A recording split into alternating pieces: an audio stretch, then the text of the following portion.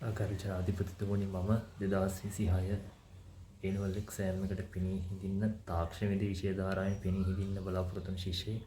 මගේ මේ second shy එක මම ගිය ෂයි එකේ මගේ රිසල්ට්ස් කැම්පස් යෑම සඳහා ඉතා හොඳින් තිබුණා. නමුත් මම මේ වතාවෙත් මේ සඳහා ආයුතු කරේ හොඳ ප්‍රතිඵලයක් බලාපොරොත්තු වෙමින් මගේ ගත්තොත් මම මේ සඳහා සූදානම් වෙන්න ගත්තේ නොවැම්බර් මාසෙ ඉඳලා.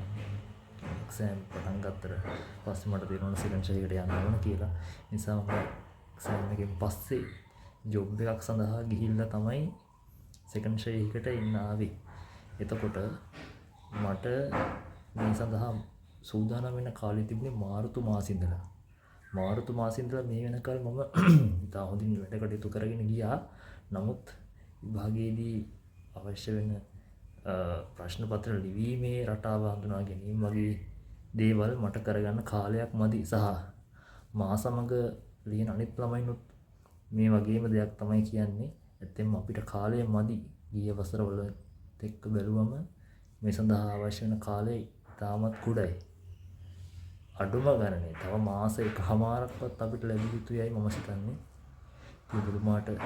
ඔබතුමාත් දන්නවා කැම්පස් එකේ කොච්චර වැදගත්ද කියලා. අපි වගේ ළමයින්ට ඔබතුමාගෙන් අපි සාධාරණයක් බලාපොරොත්තු වෙනවා. ස්තුතියි.